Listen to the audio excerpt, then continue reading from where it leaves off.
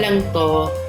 This is 24 pesos only. Kung hindi nyo kagad lulutuin, ilagay nyo sa chiller. Mas maganda ko sa freezer para hindi siya mapanis. Kasi napapanis siya, guys. So, yun. Since buko siya, yun. Kung hindi talaga carry, sa chiller, make sure na malakas yung freezer para hindi mapanis. As much as possible, talaga, naka-freeze. Kasi, pa rin yan. So, lagyan natin yung bawang. Then, ito, sibuyas. Yan.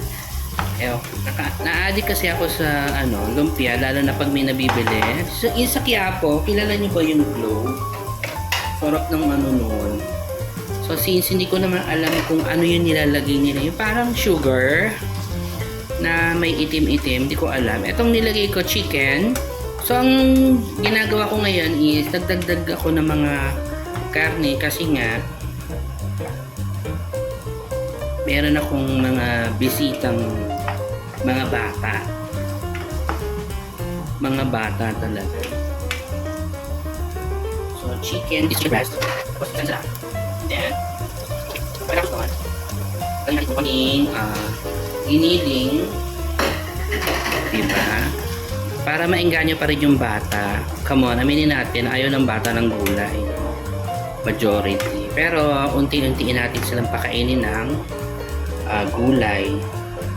Hanggang sa mawala yung karne. Kung ako pipili ng lulutuin ko ngayon, walang karne.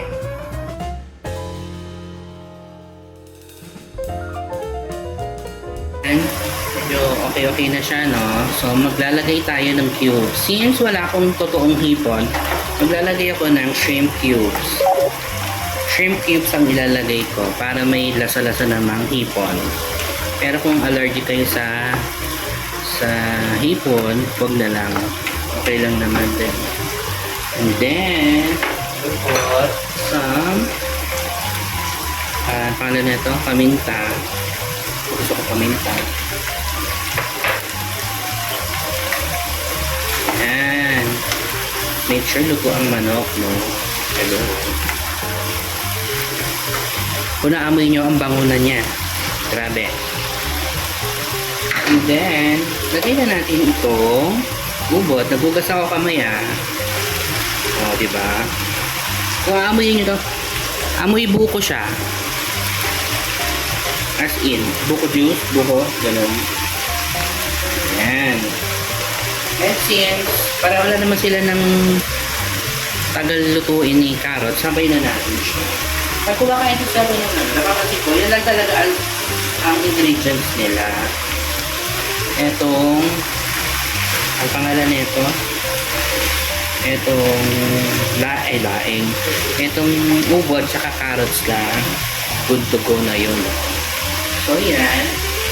Para maano naman siya. Mix natin siya. Yan. Ganun lang. Diba?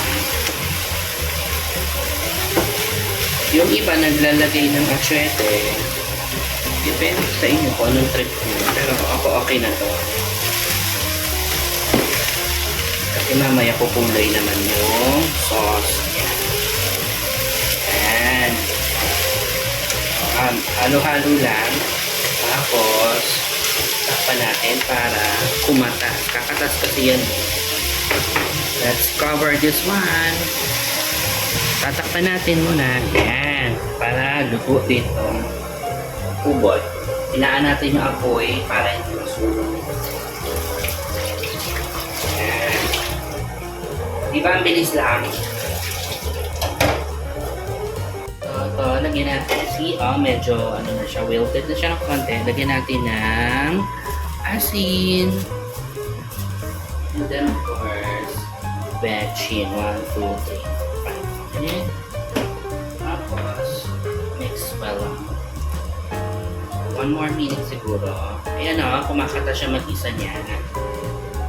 Pero kung hindi pa kayo solve dyan, pwede nyo pang dagdagan yung tawag doon, yung sabaw. Pero Huwag masyado madami ha. Kasi hindi naman natin kailangan yung sabaw sa sa pag binalot na to sa wrapper.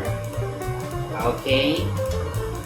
Then, 1 to 2 minutes pa. Luto na to.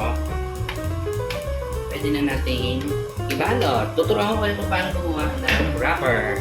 Okay? Guys, gagawa na tayo nung kanyang wrapper. So, 1/3 cup ng all-purpose flour. We have 1/3 din ng cornstarch. And then, we put 1 egg.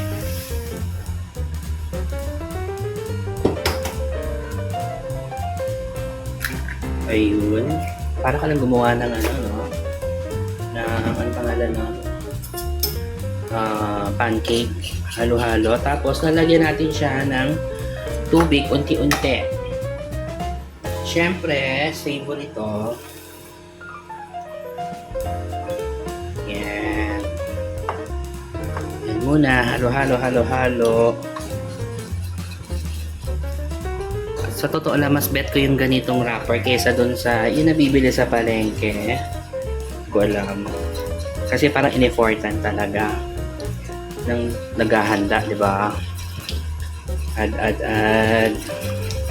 Yan. And then, hanggang sa mawala yung mga lumps. And then we put some 1, 2, 3 asin. And 1, 2, 3 bedsheet. Tikman nyo lang. Tapos, good to go na siya. Yun. Let's go. Pala tayo ng oil. Siguro mga 1 teaspoon of oil. Yan, isang kutsara. Yan.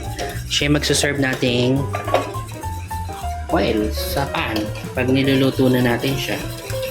So, ano pa? Lagay ko na yung tubig, 1 cup, tapos paminta, 3 kutsarang asukal, tapos 1 kutsarang cornstarch lang.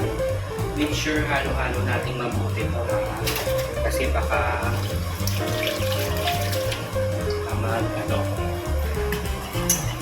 yan. And then we will put the what do you call that? Toyo. Lagyan ko na din siya ng bedsheet. Toyo natin, kardiyan natin. Siguro mga to. 2 kutsara pampakulay. Practically. So, yan. Ganyan-ganyan natin. Hintayin natin hanggang sa iba na siya ng kulay. Tapos, we will put some garlic. Para ka na nagluto ng sauce ng ang pangalan nun? Sauce ng kwek-kwek. Yung mga gano'n. Parang ganyan lang siya.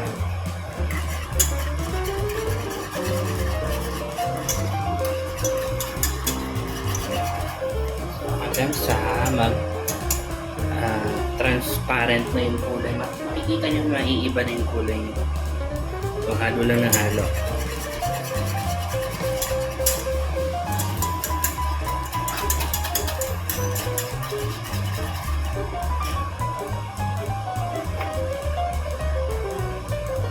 Pala yung nangyari sa ating butter.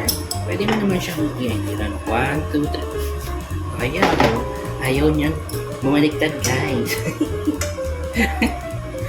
Ano ba yan? Nakakaya. Oops. Ayaw talaga. Reset. 1, 2, 3. Yan. Diba? Hindi na na-shoot. Patay ko muna, nakakaya. Nabaligtad ko, gumamit kayo ng ganito. Para na kayo nagluto ng pancake, ha? O, di ba? Mamaya pakita ko yung full video ko. Then after that, you can transfer it na sa isang plato. O, di ba?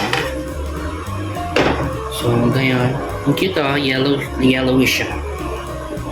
Diba? Maglalagay tayo ng hair. So, gawa pa tayo ng isa pa.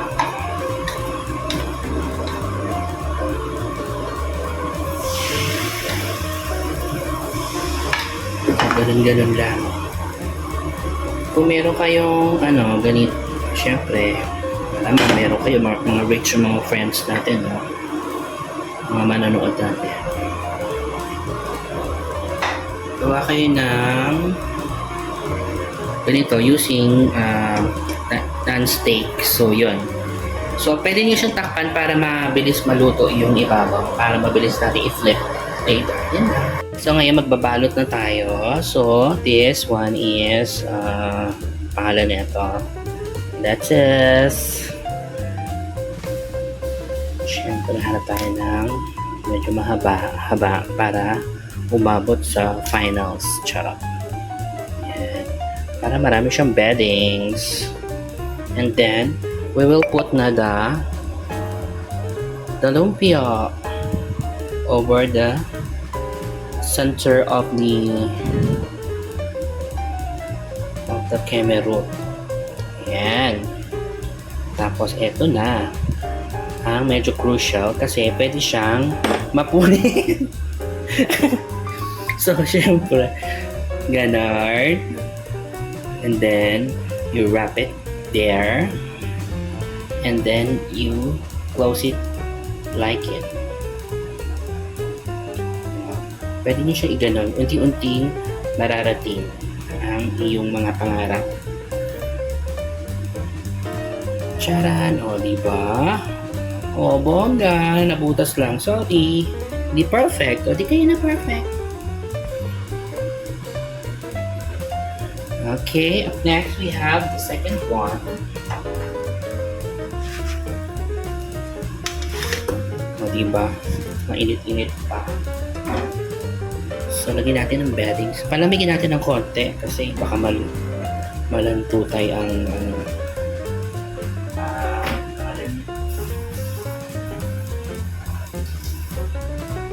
ating yan. So, yan. Tapos, lagay lang ng gulay. Since ang dami kong maglagay, kaya siguro gano'n. So, ingat lang. Sabi ko sa inyo eh. Ganun. Then, wrap it there. Actually, okay na yun kahit ganitong kataba eh. Who cares? Diba ang init? Aray. Tapos, eto na nga. Charan! Oh! Nak ng tinapa. Bongga. Now, we're going to put parang aliit, diba? Palitan natin. Yan. Masyado pala malaki yung susunod. Tapos, lalagyan na natin siya ng sauce. Yun, no? O, diba may bawang-bawang? Bawang Batangas. Ako gusto ko yung lumalangoy sa sauce, eh.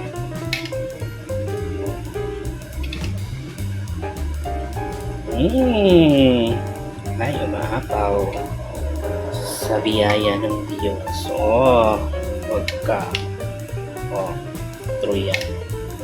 Sarap. Cheese sauce na mayroong konting lumpia.